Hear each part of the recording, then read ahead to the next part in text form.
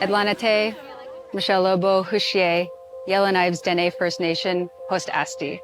Hello, my name's Michelle Lobo. My family comes from the Yellowknives Dene First Nation, and I run the mountain biking programs for IWO.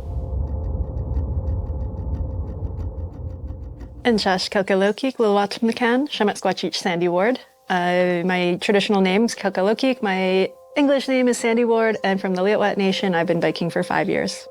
And have you liked biking for 5 years? I have not liked biking for 5 years. I actually hated it until about a year ago when I got invited to take part in Deep Summer. I met so many amazing riders and amazing photographers that it just kind of blew up from there, and I started riding basically every day. I stuck with biking because I wanted the kids in my nation to have somebody that would go through the guiding certification so that they would have somebody to learn from safely, because there was nobody that was able to do that for them, to run programs. And being a snowboard instructor, I really wanted to bring that into the biking side of things because I knew there were so many mountain bikers within my nation and they really just needed someone to look out for them. And then we'll kind of direct different groups on which coaches you can assign yourself to. IWO has been running its mountain biking program for 3 years now. The first 2 years, we really focused on our greater vision of creating more Indigenous leaders on the land. And the way we're able to do that is by partnerships with allies like Jamie Hill and Hilltop Mountain Biking. Jamie is our coach and mentor and is now one of my very great friends. We want to make sure that we're meeting the needs of the people that want to be involved and have that passion to give back. So they wanted to race. I'm like, sure. All right, let's sign up for some races.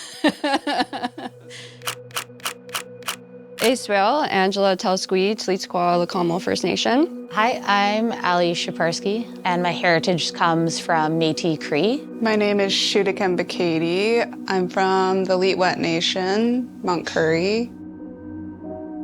It's just like such a critical space that the IWO creates for us. And it's actually like sacred. Like that's my safe space. You know, it's like my sanctuary. So when it comes to like signing up for like this race, it was because I had my community. Okay. I'm just winging it. I'm not like been bottoming out, like I still have like a bit. Ditch the chamois. I was like, ah. We wouldn't be able to run this without someone like Jamie. She's been with us since the beginning. Work on line choice to kind of like see how, even if you don't like ride faster, how taking different lines can affect your time, like make it faster or slower. You wake up sweating. Race is like a logistical. And I think in Enduro, that's like pretty important because you have such limited practice. You don't really get to know what you're racing. You have an idea, but you're not like this line, this line, this line. It's still very much like your instincts and stuff that you have to rely on. Like, are you getting up? Probably put the tower. Maybe I'll put it like on the bridge, and then the time will start up there. When it was super fun, we did timing. Like it's just a short section of track, but then we laid out cones to sort of dictate the lines that they would take, and then we could look at the times and see what sort of differences that line choice made. And that was super fun because sometimes you're not sure how people will react to having the pressure of the clock. And everyone was just like psyched.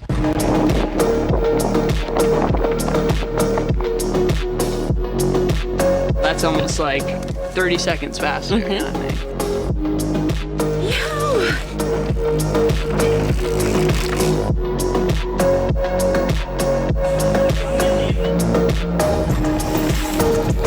A more slower speed, the straight line might be faster.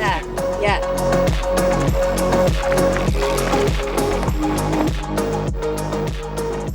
I think joining, I still kind of had imposter syndrome, and I was like, I'm joining Indigenous Women Outdoors like race team.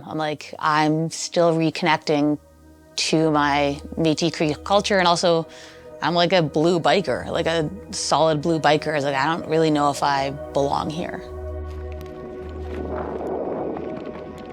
It's so much more than biking. The community at IWO is here to support wherever you are in order to raise you up. I feel more open to learning about my past now, as well as more confident biking, and always smiles to ride with the ladies. So. Especially with my physical ability right now, I feel like the goal is to finish the race. A couple of years ago, I messed up my back. You know, the mental game of not being as good as you were before. I've never been bucked off like this. So going to these races challenge you in such a big way. Being in this environment, it's easier to improve faster. Oh! You did it! 30.92. Yeah. I mean, it's still Really good, Sandy.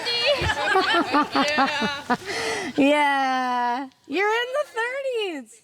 It was actually quite funny. You know, last year's Crankworks event, we were standing there after what was just such an amazing day, and we're like, we should race. And here we are, you know, like the IWO team, the leadership team, and all of our supporters and mentors. It's actually amazing. Slid off the end to the landing, and like I swear. So while yes, it's fun to compete and put ourselves out there in the greater mountain biking community, we're really doing this to kind of build up the confidence of some of our past mentees so that we can move forward and run these programs with an Indigenous-led focus. Are you okay? Are you shaking you awake? Is she alive? It was funny, yeah.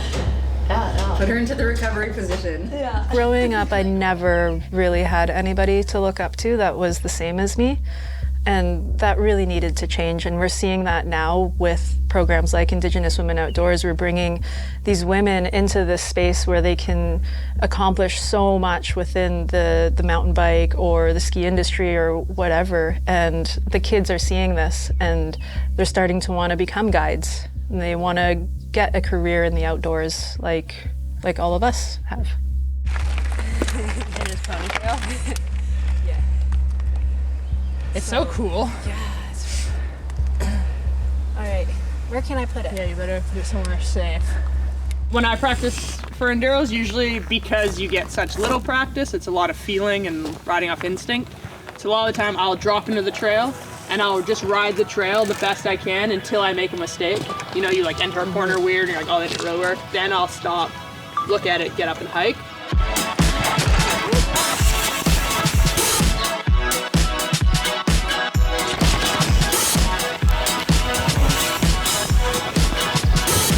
We rolled up to a rock roll and all the ladies were, they're like, no, I don't need to do it. You know, like in my race, you know, I don't want to have to like think about this feature. I think it's like a visual cue. Yeah.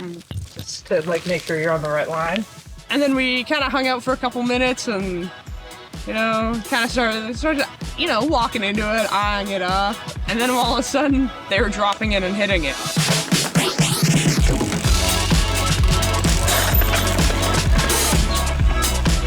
Felt really good. It felt like natural, you know? And I was so psyched because I love seeing that switch that people can do mentally, because they all know physically they have the skills, they have the strength, they know how to do it, but it's this mental block. And seeing them all just flip that switch and trust themselves and do this feature, that is something, that's like a feeling I know. And then that feeling of completing it, like I know exactly how they're feeling and it's like the best feeling.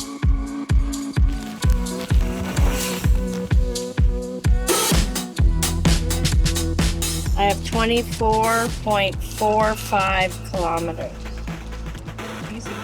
I just about did it by myself. I was about to turn around a few times. Riding with Graham for a while. It was like, I even told him, like, buddy, I might turn around. Oopsie. Yummy. Jamie, can you hook me up with the pancake when you have a minute? Sure can. Oh, here you go. Party pace.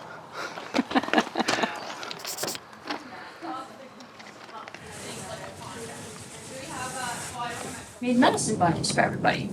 Like, because everybody's away from home and, you know, keep each other safe. So I made one with sage, like for everybody. Oh, thanks. Yeah. With sage from Courtney's territory. Oh. There you go. Thanks, Angela. Yeah. Thank you. Shoot a cat. It'll keep us safe.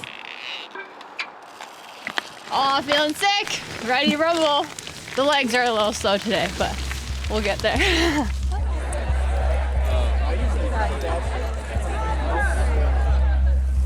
You got it. Step one, starting. Should have come like, you know, recovering from a bad injury, doing like one of the biggest rides of her life, and then getting up and doing it again the next day despite being in pain. You know, I don't think I've been as proud as someone in like ages. Thank you.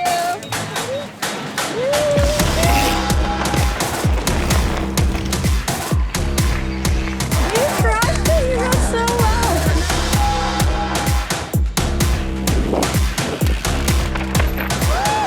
Get it!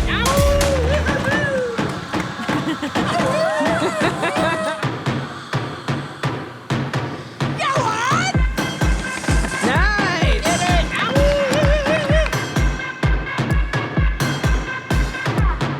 Hey, Allie. Let's go!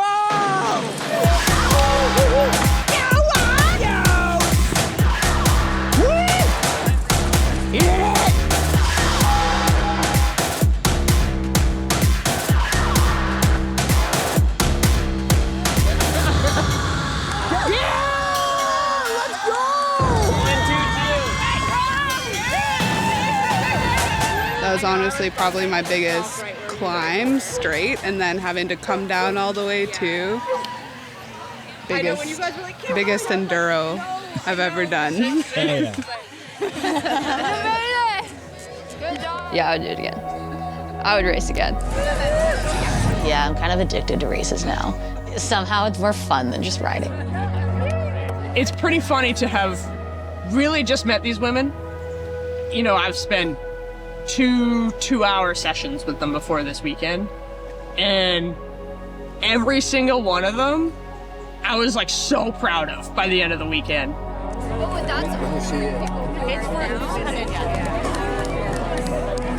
And in first place for your sport, 30 to 39 podium, Sandy Ward.